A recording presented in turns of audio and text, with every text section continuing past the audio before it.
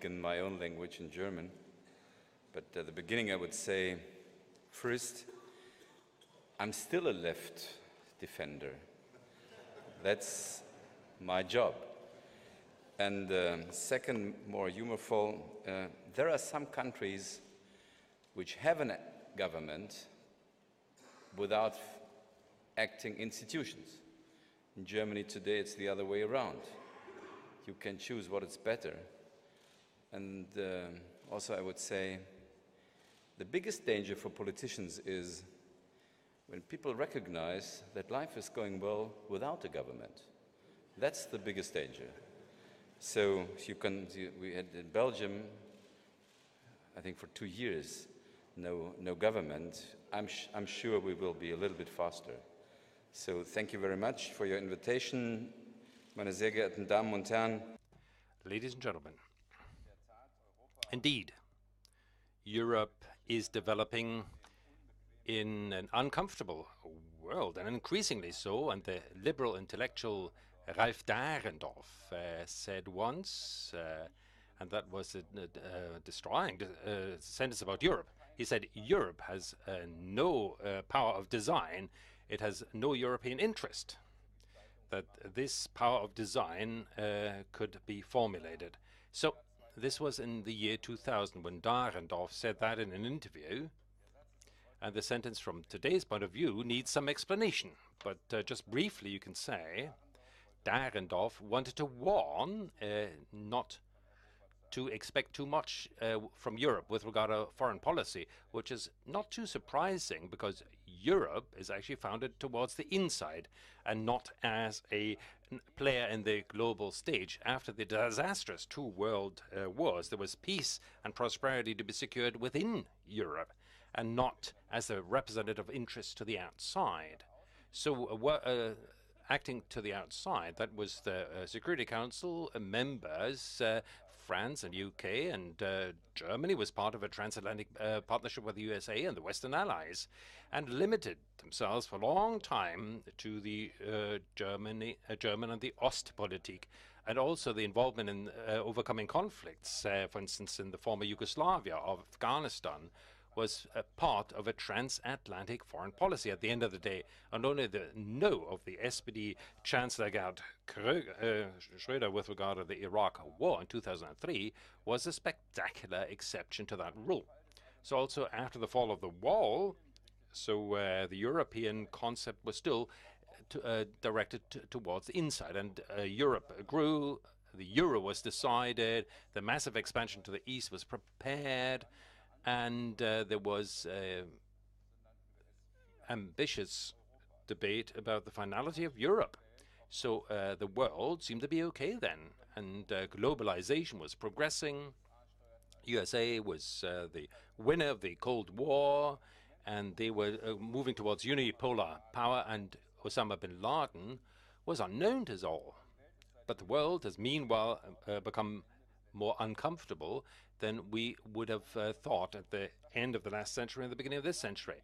And now we notice that even with the great economic prosperity in our country, there's no comfortable position on the sidelines of international policy anymore, neither for us Germans nor for us Europeans.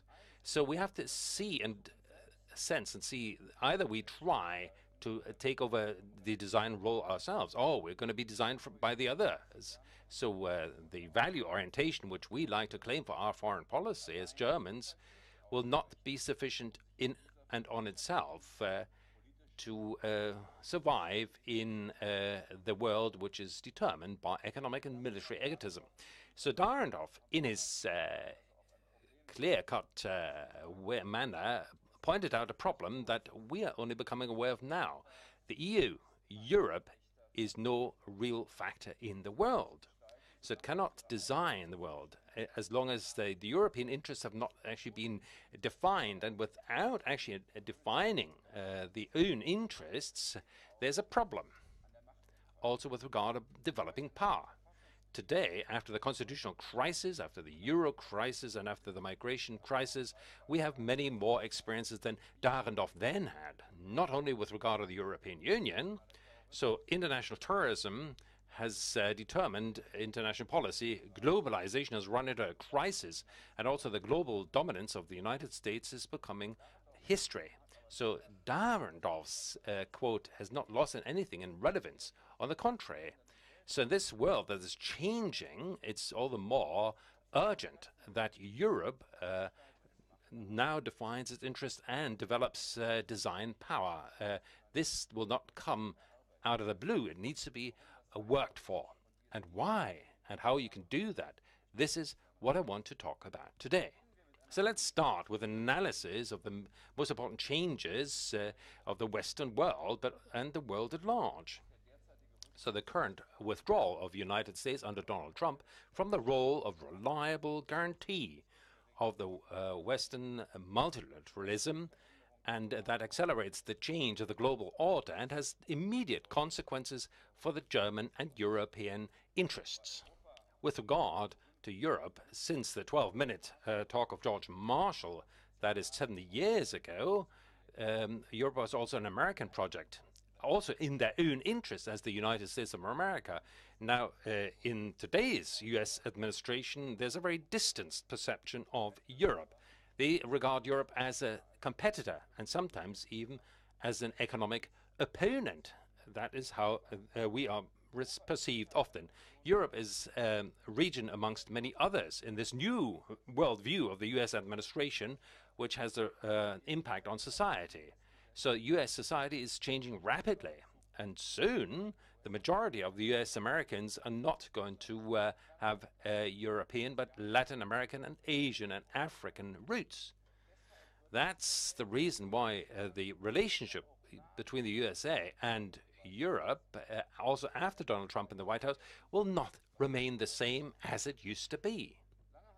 So we had crises around the globe, and there was a cycle of those, and there was astonishment and shock. But meanwhile, there's patterns which, for those who are committed, give rise to concern, because you could say there's two categories to explain these crises and the pattern.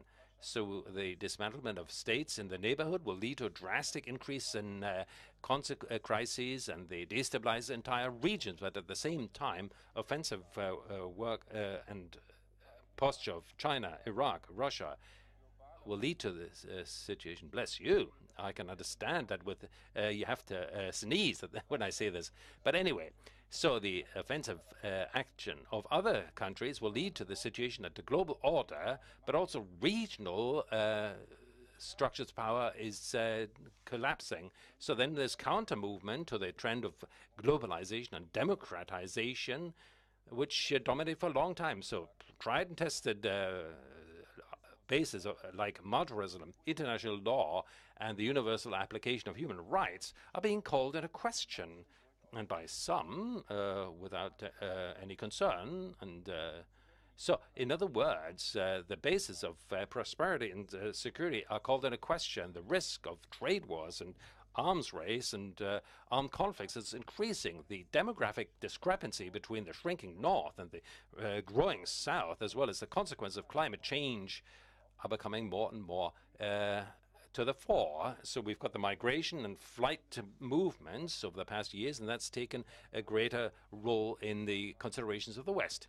And if you so will, they've just arrived in the awareness and consciousness of people. So this has an impact on international politics, of course. And the United Nations Charter and various agreements, the international law is in a crisis with the annexing Crimea.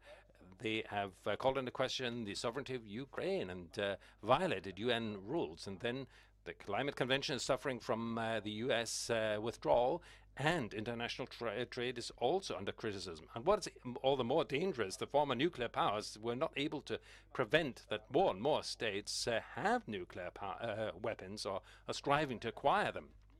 So this is not just happening somewhere out there in the remote distance. No, it is happening right outside our doorsteps. That the Brits have decided for the Brexit, and the Americans have elected Donald Trump. It's not just the bad world outside is changing, but also we are undergoing change whose consequences will follow us and for decades. So global challenges require global solutions. That was the mantra at the beginning of this millennium when the transnationalism had a climax. But now, take back control, make America great again. Those are the slogans of today, back and again. So those words spell it out. It's about the restoration of an allegedly good old times. So it's going back to borders and the alleged strength of the national state. So this yearning on an international level is also reflected in our society. So here there's a gap between poor and rich. Then often the globalization is blamed for this gap, and the national state is the cure-all. So after decades of anything goes, if you want to call that that's the postmodern slogan. So there's yearning for order, for clarity, for hierarchy and control. So variety of individuality and equality inclusion is regarded as extreme political correctness by the populists and called into question.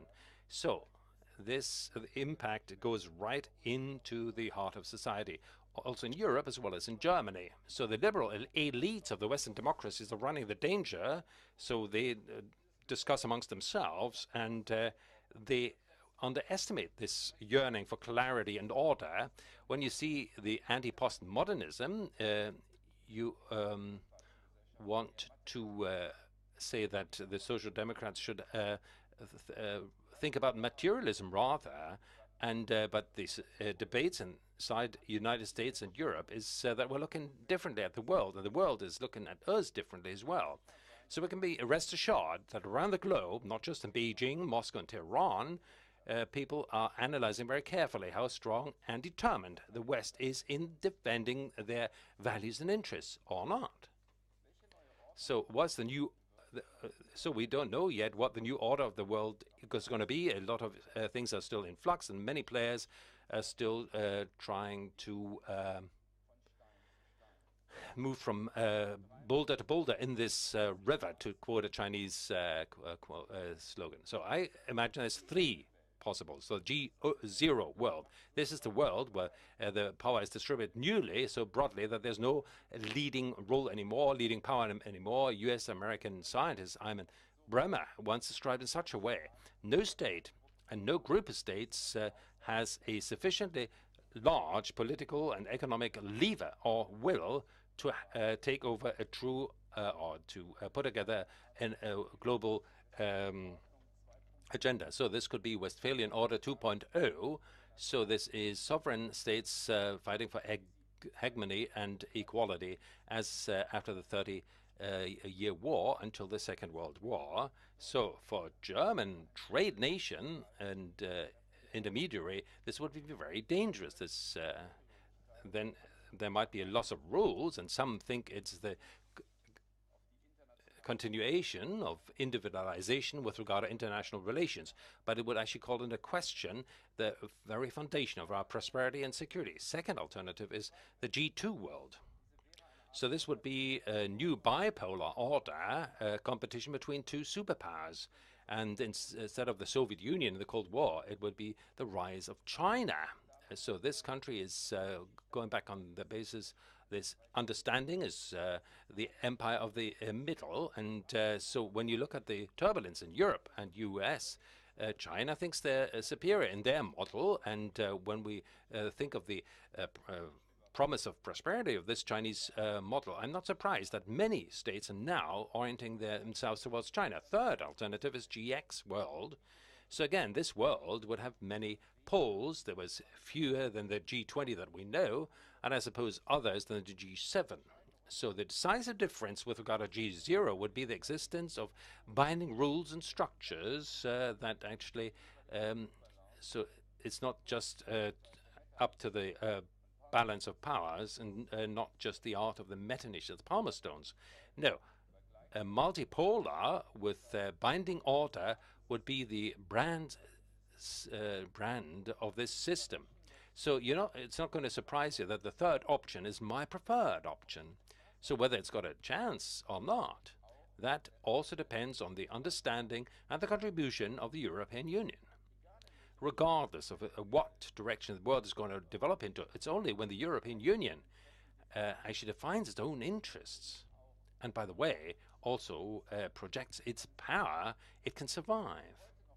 So the missing power projection, power project has led to the situation, so wherever the USA has withdrawn, there's no orientation towards Europe, but rather an orientation towards other states where they expect power. In the Middle East, Russia, in Africa, orientation towards China. We see that the competitors are not sleeping. So 2 weeks ago, the Russian president went to Sochi. There was the Syrian president there, then the Turkish president was there, and then the Iranian president was there to meet Putin. So they celebrated the victory in Syria. And there was a German newspaper who wrote Black Souls and the Black Sea. So the large powers in Sochi are no friends, but they've got things in common. So they refer to their historical greatness, both inside as well as outside. And what is different to us, they are using their own capital to actually show it to the West. So in other words, they are prepared to pay a tax for the large power, for their status, economic problems, financial penalties, sanctions. Many of these things are accepted by them to uphold their claim to leadership. And we see that with Russian attitude towards Ukraine. Iran is putting a lot of resources to supporting, in part, terrorist militia in the whole region in order to control neighboring states or to make it difficult for others to control the region. And Turkey doesn't shy away from military front and also confrontation even with the United States to implement their interests with regard to Kurdish endeavors for independence. Syria is the climax, if you so will, of the old three empires rising. So we have to be self-critical about this too, because the West, over the past 7 years, at no point in time had a proper relationship of their very ambitious demands and the resources that were used for this. Theodore E. Roosevelt once says, "Speak softly and carry a big stick." So in Syria, we did the other way around, speak loud and have a little stick. So the example of Middle East is something that would explain my definition of a European order. So the regional order there, since the Second World War, was determined by the United States in 2017. Now we've got a weakened order and also power of the United States to design the Middle East, and it can actually counteract the decline of the state and order. So whether this is a withdrawal that they wanted to have, but, or just a perception, but the United States do not leave a vacuum, even if they leave that region, because every vacuum is going to be filled very quickly in politics. So whenever someone leaves the space, someone else will enter. In this case, it was Russia. So the Russian military intervention in 2015 changed the dynamism of the Syrian civil world war. So the Assad regime was stabilized militarily. So we're seeing a Russia at the moment that determines the political future of Syria because others didn't do it. So Russia also has got the changed the regional balance. So in other words, all regional players now are finding a new orientation, and this new regional dominance of Russia at the same time supports developments at a second level, and that creates space for players who strive for regional hegemony or are implementing this already. So how do we handle this, that the United States are leaving space to players in the neighborhood of Europe who've got different ideas of values and orders than we have? And how can we actually bring across German and European interests? So these are questions that go far beyond the regional issue of the Middle East. So there's similar withdrawal and replacement, like in the Middle East. We see that in other places of the world as well. So let's look at Asia, for instance. China is penetrating into spaces that before that were more or less exclusively ruled by the presence and the policy of the United States. One Belt, One Road initiative, the new Silk Road, for instance, is no historical reminiscence of Marco Polo.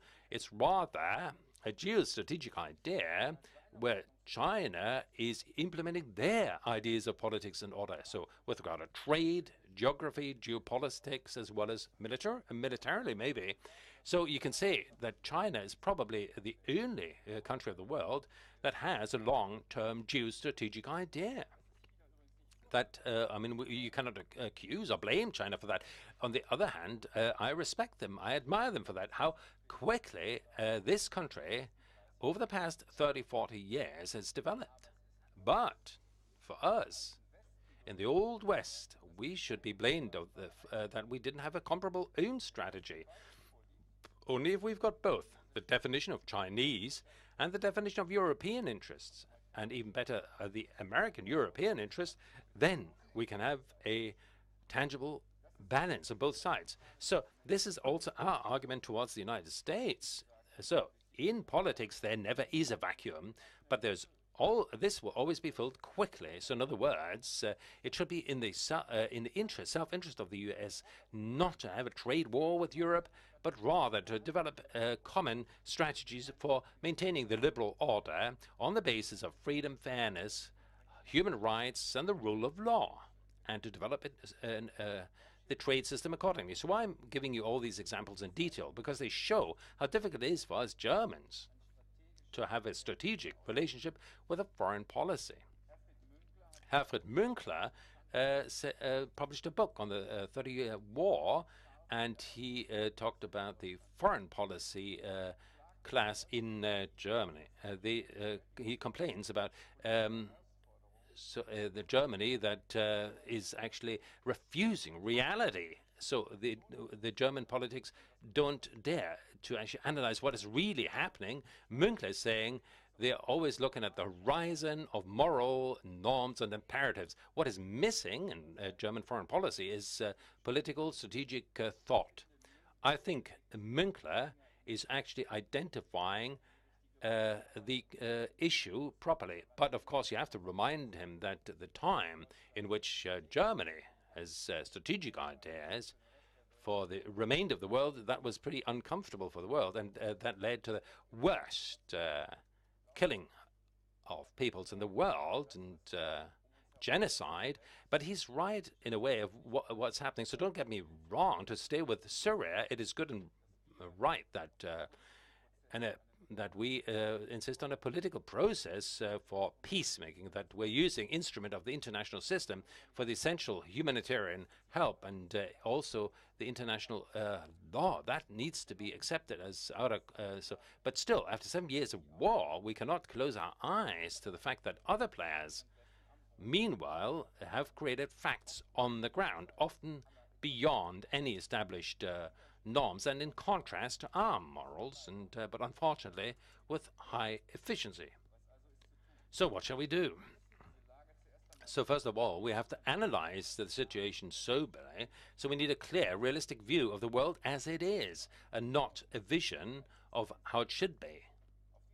So on this basis, and with a clear compass of values, we should fight for what we want to maintain and what we want to achieve, and that without over-dimensional moral blinkers, and with the readiness, as Münkler says, to have a strategic compromising. So on the one hand, you have to have a strategic relationship with the United States. Since the Second World War, the United States, from German point of view, was more or less above things. But at the latest, since the article of the two chief consultants of McMaster and McCone to the president in the Wall Street Journal, that this world is not a global community anymore for the United States, but it's rather arena, a fighting arena where nations and non-state players and corporations are fighting for advantage And sometimes you've got this as a partner, sometimes you've got someone else as a partner, as long as it serves their own interests. And the United States is not responsible for the structure of this arena anymore, but rather their competence in the actual arena. So, we still see the United States role as protective is crumbling away. Still, United States will have to be our main international partner. There's no doubt that we will need and also maintain this partnership. However, this partnership alone will not be sufficient to actually maintain our strategic interests. The withdrawal of the US is not just down to the policy of one single US president. So also after the next elections, there's not going to be a fundamental change. And that's why there shouldn't be a doubt that Germany and Europe, in view of this situation, will need to do more and dare to do more. And to say it quite frankly, it's about a risk that forces our hand. We shouldn't watch how new spaces develop, which we don't have any influence on. We have to act, even if all the active action, of course, has a risk of failure. So this risk of failure is what we will not be able to dodge in the long term. So we left it to the United States in the history. Whenever anything went wrong, there was someone we could place the blame on. So Germany needs to invest more in the strength of itself as well as the European Union. It's not really to be bare. Like how in Germany there's so-called net payer discussion, but in truth we're the net winners. Yes, we get more. We put more taxes into Brussels, but our economy actually wins through the European space. And the partnership with the United States, we will need to invest more as well in future. So this is also about a political investment with regard to handling the new situation with a strategic anchor. It is this background that we also have to be cooler in our analysis, where and how we might be at loggerheads with the United States. I'll give you 3 examples. The Russia sanctions, which the Congress actually adopted in summer. So this is actually affects also existing pipelines of Germany. So this endangers our own economic interests, essentially. Second example is dissolution of the nuclear deal with Iran would actually increase the danger of war in our neighborhood and will endanger our national security. And third example is there's hints that Jerusalem is going to be recognized as the capital of Israel by the United States in the near future. So without any coordination with Europe there. So we know what far-reaching consequences such a step would have. So Germany's position remains unchanged. A solution of the Jerusalem issue can only be done by direct negotiation between the 2 parties. Anything that will aggravate that crisis is counterproductive in these times. So in all these cases, Germany cannot afford to wait for Washington to decide or just react to decisions by Washington. No, we have to describe our position ourselves and maybe also towards our allies. Make it clear where there's certain limits of our solidarity. So this is not easy for all of us, and this is new for all of us. And that's why, as a basic prerequisite, we have to invest in our skills of analysis of the situation in the US. And we should use our powers to find constructive partners in the administration, Congress, the federal states, as well as in civic society in the states. And on this basis, we have to be prepared to also have a strategic balancing of interests amongst partners and not to subject ourselves to US foreign policy. So on the other hand, of course, we also have to make our interest more clear towards Moscow. So Moscow, with the annexation of Crimea and eastern Ukraine, they call into question the international order very much so. But still, it's a neighbor and an influential neighbor, as I described with Syria. So there's only going to be a peace and stability is only going to be with Russia, not against Russia. And all the more, so if we see the danger of nuclear weapons spreading around the globe, it's only the cooperation between USA, Russia, and meanwhile China that we will be able to stem that tide. So meanwhile, however, the trust between Russia and the United States or NATO is so fundamentally disrupted that both sides are about to call into question the success of the nuclear disarmament of the 80s. The 87 agreed ban on stationing the nuclear rockets in Europe is still in place. But the question is, how long is that going to be the case? So my impression is that there's a danger of also nuclear arms race in the middle of Europe. So no one has more reasons than actually voicing the interests so clearly and powerfully as Germany, because we would be suffering from a Cold War 2.0. So our country, especially in this situation, needs to call for arms control and disarmament. The crux of the issue here, however, is whether we can make Russia go back to an order based on rules that actually maintained and protected peace in Europe. So we need clear positions, clear principles wherever there's a violation of international rules.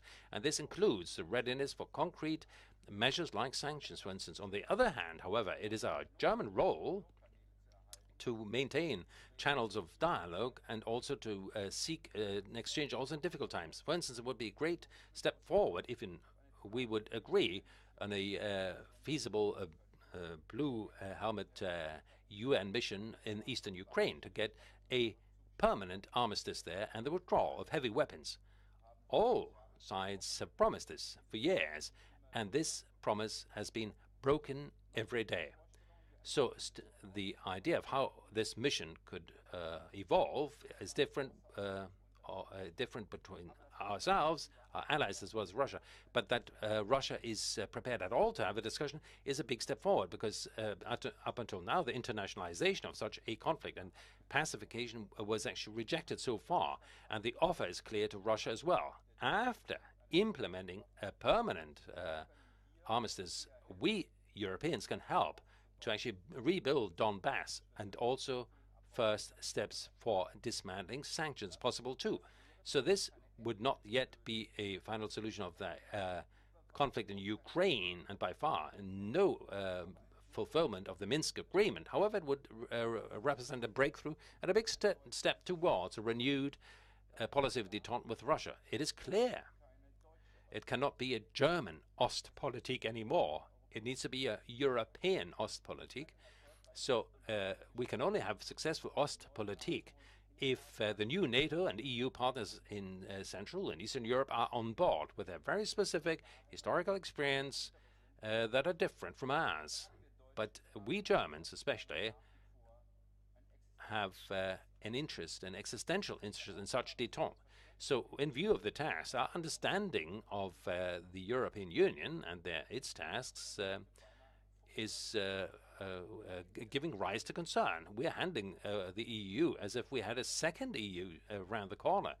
No, so that we're pointing the blame to others. There's blockades, there's fighting elections, and actually vicious cliches. And Eugen Roth once says, so to cut down a nice tree takes half an hour, but until it grows up to be admired, it takes 100 years. So the tension between the governments and the EU has increased, and the governments always point the finger of blame to Brussels. It's easy for media to actually develop new fronts, the South against the North, the West against the East.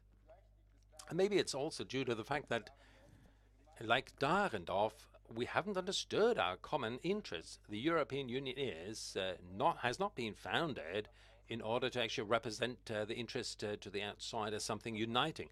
Tragically, the European Union, especially in this phase in which the international order would call for new and more action toward the outside, is actually forgetting the inside project of reconciliation. That's what I think is we need to shift our course here if we don't want to face the ruins of the EU in a few years, and that we'd be helpless in the world. It's a mistake to believe that the European Union comprises the loss of national sovereignty. This form of national sovereignty, which we are missing, is actually not available in today's world anymore. So we get it back through the European Union. The European Union is a gain in sovereignty for all the member states and not a loss of sovereignty. Especially in foreign policy, the European Union needs to grow beyond its borders. So in this world, in this day and age, we can only stand up together as Europeans. So the world regards European Union and Europe as rich and weak. That calls for intervention and manipulation. That's why European Union has to protect our open societies and make it possible for our nations and economies to grow together. We've undertaken the first steps. Cooperation in defense, cooperation with border protection, and we need further steps. I'm thinking of the healing of the birth defect of one union and one currency union, 19 different ideas. So we've got France, we've got far-reaching suggestions. Also, Italy is going to table some suggestions. The German position is to be taken by the next government, regardless of what the government is going to be. That will be the center, the core of the government policy. But I'm sure the chance that we've got at the moment must not be lost in Germany. So it's not just to maintain what we've got already and to praise it. So if it's not worth it, we need time to prepare for the next crisis and protect against the next crisis. That's what Macron wants. Macron has identified the downward spiral of the EU and has compared it to the Civil War. So the election of a pro-European President France is really good fortune of historical dimension. So the survey results of the Berlin Pulse, which we've seen, 90% of the Germans want a closer cooperation with France. And by the way, if nearly 50% will want to have a more active foreign policy, then for Germany, that's a pretty good result. But Germany and France don't just get together because we love each other. Germany and France can only get together when we rely on common yardsticks and points of orientation, what to do and how to go on in Europe. We have to define the right direction, the right route, and many concrete contents will have to be defined. We need a more dynamic integration process in Europe, not a blind integration, but an integration that bases itself on the central items. For such a dynamism, Germany must give impulses. Too many times our country has in recent years placed an eccentric position and has blocked events. When it comes to European policy initiatives, France is the winner, 10-0. We will need many serious discussions about economic and financial affairs, and also in terms of security policy. We have to define a common line between Germany and France for Europe. All of that won't be easy.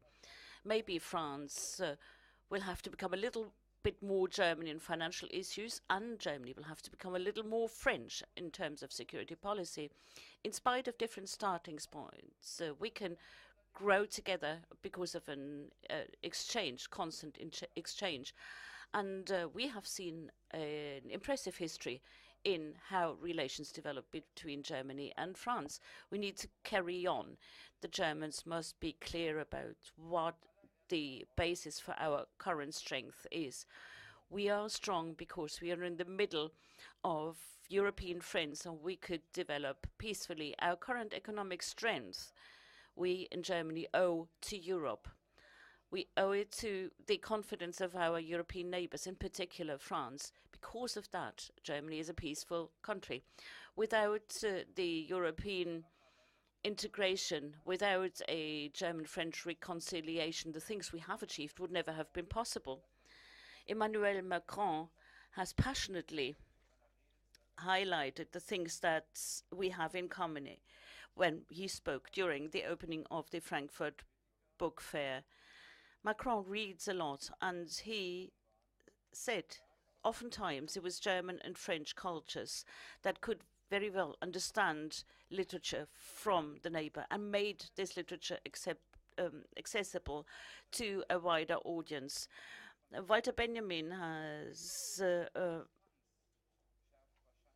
translated Baudelaire, and distance obviously creates a feeling for what is special. So we as Germans and French and Europeans have learned that the other need not necessarily be a threat for your own identity. The opposite is true. This is what Macron says. The difference of our neighbors brings us closer together, and this is the diversity that makes Europe so strong. And Europe is also a project that is so important and has something to offer for this world today ridden by wars. Europe shows that enemies can turn into friends. It still seems to be a miracle that we here in Europe, who have spread terror and genocide, are the ones that get invited today by the victims to return to the table of international nations to build a common Europe.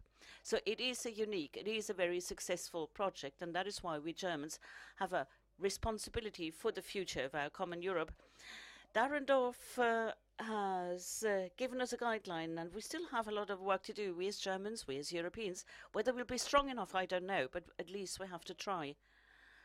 And we have to start by defining our own interests. Then there will be power issues to be settled, and that won't be pleasant. Willy Brandt once said, power may spoil your character, but powerlessness is even worse. So we should not rest our laurels on and say we have no power. Thank you very much.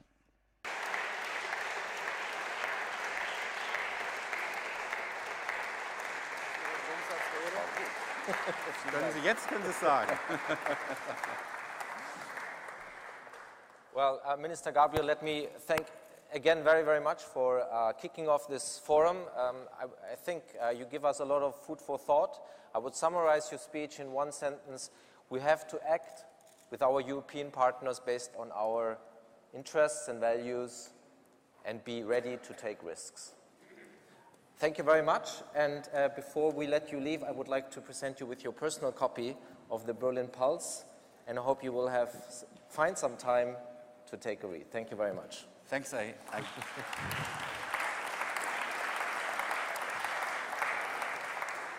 got it before I made the speech. Thank you very much. All the best. Thank you.